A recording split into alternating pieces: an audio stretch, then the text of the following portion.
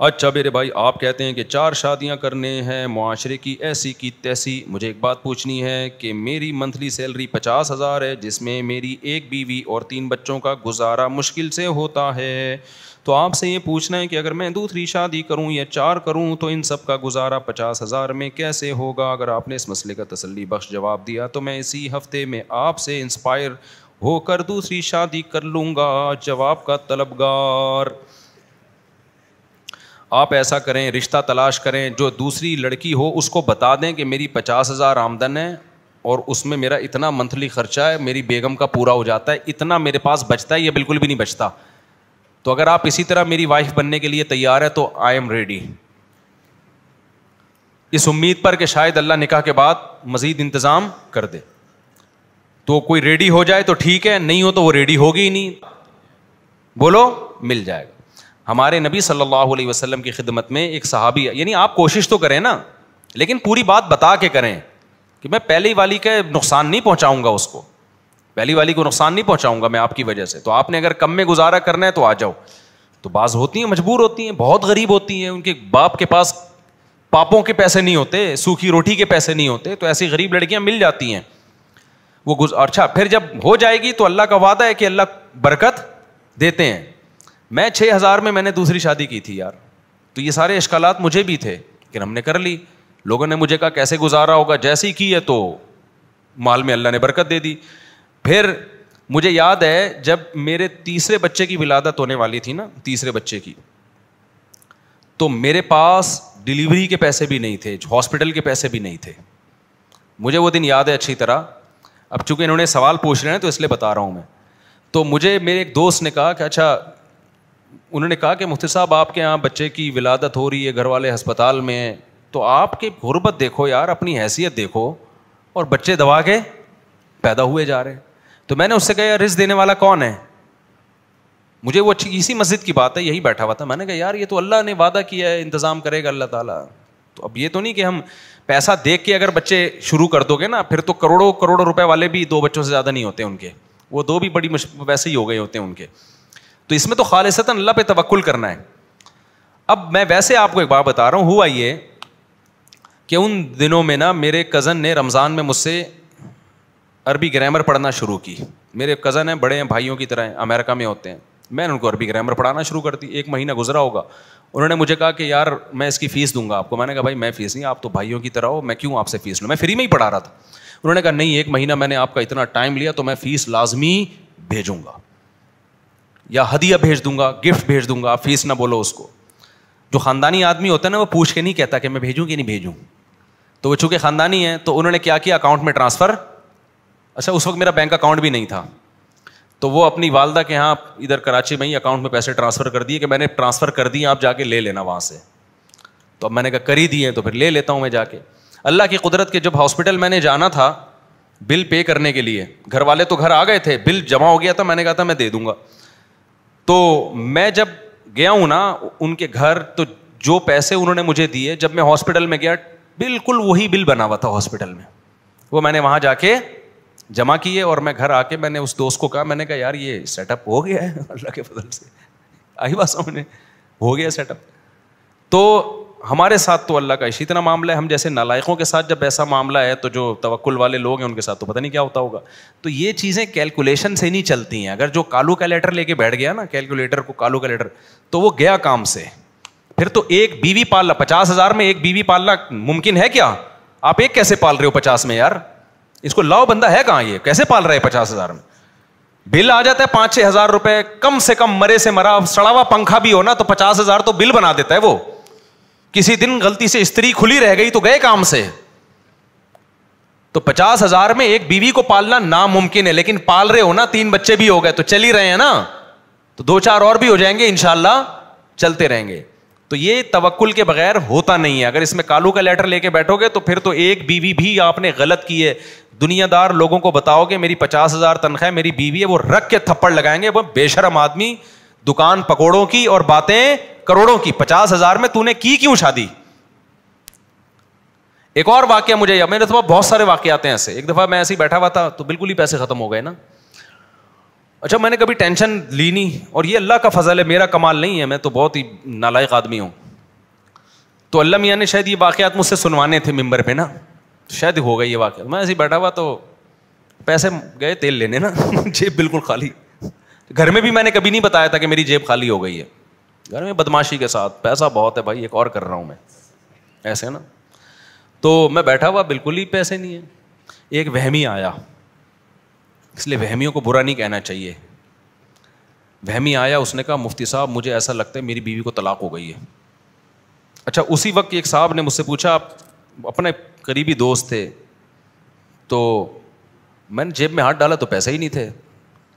اچھا, مہینہ ختم ہونے میں 2-3 دن باقی تھے, 2-3 دن باقی تھے. پہلی تاریخ کو تو مجھے پھر تنخواہ مل جاتی تھی نا, تو ابھی 2-3 دن کیسے گزارا ہوگا یہ نہیں پتا تھا مجھے. تو اچھا, پھر میں اللہ کا شکر ہے مانگتا نہیں تھا کبھی. بہت پریشانی ہوئی نا, بکری اٹھا کے بیچ دی, اپنی مرغی بیچ دی, یا اللہ بھلا کرے آپ کا, کوئی بھی چیز اٹھا کے کیا کیا, بیچ دی. تو بیچ دو یار, ایسا آپ ہو جاؤ بالکل روڈ پہ آ جاؤ. ہاتھ کسی کے سامنے کوشش کرو نہ پھیلاؤ. تو اور میں نے یہ سوچا ہوا تھا بالکل ہی نیل ہو گیا تو گھر والوں سے بول دوں گا بھائی کچھ بھی نہیں ہے, رہنا ہے رہو, میں بھی بھوکا آپ بھی بھوک. تو یہ بھی ایک اسٹائل ہے نا, ہوتا نہیں ہے, اللہ یہاں تک لاتا نہیں ہے کسی کو, لیکن دماغ میں یہ رکھ لو بیگم ہمارے پاس کچھ بھی نہیں ہے, جیبیں دیکھ لو خالی ہیں. اب یہ نہیں ہوگا کہ میں چھپ کے ہوٹلوں پہ کہیں جا کے کھاؤں گا اور آپ کو بھوکا رکھوں گا, نہ نہ نہ نہ, اس بھوک میں میں آپ کے ساتھ برابر کا شریک ہوں. لیکن اللہ نے ایسا کبھی ہونے نہیں دیا, لیکن ذہن یہ بنا کے رکھو ہوتا نہیں ہے. الحمدللہ ہمیں تو اللہ نے اتنا کھلایا کہ پرہیز کرنا پڑ رہا ہے. جو اضافی جو چربی جمع ہو گئی ہے نا, اس کو آپ کہو گے نظر تو آ نہیں رہی ہے, لیکن بہرحال ہو گئی تھی 2013 میں. تو پھوڑ پھاڑ ابھی بھی رہے طبیعت سے الحمدللہ. تو پھر میں نے کیا کیا, میں نے کہا وہ بالکل مارکیٹ سے پیسے ویسے شارٹ ہو گئے تھے. تو مجھے یاد ہے وہ ایک بندہ آیا وہمی, وہ کہہ رہا ہے یار مفتی صاحب میں نے ایک جملہ بولا ہے, اس سے کہیں طلاق تو نہیں ہو گئی. میں نے کہا اس جملے سے نہیں ہوئی. کہہ رہے پھر بھی احتیاطاً آپ نکاح پڑھا دیں. میں نے کہا کیوں پڑھا دوں, جب تیری طلاق ہی نہیں ہوئی ہے تو میں کیوں پڑھا دوں. کہہ رہے نہیں, اس بیگم سے بات کرائی, اس نے کہا پڑھا دیں آپ, کائنڈلی پلیز پڑھا دیں, تسلی ہو جائے گی. میں نے 2-4 گواہ بلائے, میں نے نکاح پڑھا دیا. اس نے فیس نکال کے دے دی مجھے, یہ لو. بھائی میں نے کہا میں نے کیا کیا, میں نے تو ایجاب و قبول کیا. کہہ رہے نہیں آپ نے نکاح پڑھایا, اب بہت پیچھے پڑا, دے دیا. میں نے اس دوست کو بولا, میں نے کہا دیکھ رہا ہے 2 دن رہ گئے تھے, روکڑا کیا ہے, اسٹائل ہے بھائی, روکڑا آ گیا ہے. اچھا, جب میں نے دوسری شادی کا ارادہ کیا نا, تو مجھے اس ہوٹل کے پراٹھے شروع سے اچھے لگتے ہیں. پراٹھے میں گھر کے نہیں کھاتا تھا, ہوٹل سے ہی کھاتا تھا.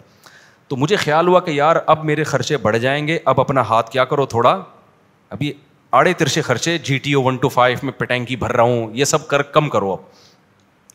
تو میں نے کیا کیا, میں نے کہا پراٹھے چھوڑو تھوڑا سا تو, لیکن اللہ کا شکر ہے نیت ہی کی تھی, اب تک چھوڑنے کی نوبت اب تک نہیں نوبت آئی.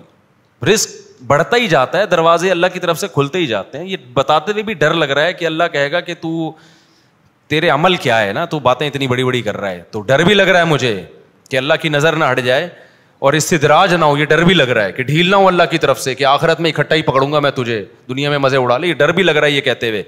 لیکن حقیقت میں آپ کو بات بتاؤں, میں صحیح ہوں یا نہیں ہوں, لیکن وَمَن يَتَوَكَّلْ عَلَى اللَّهِ فَهُوَ حَسْبُهُ. یہ شادی بچے یہ توکل پہ ہوتے ہیں, یہ روکھڑے پہ نہیں ہوتے. جنہوں نے روکھڑے کو دیکھا ہے نا, ایسے کروڑ پتی لوگوں کو جانتا ہوں جن کی ایک بھی نہیں ہے. وہ کہتے ہیں 1 کروڑ میں گزارا کہاں ہوتا ہے ہمارا مولوی صاحب, صرف 1 ارب روپے کہاں گزارا ہوتا ہے مولوی صاحب.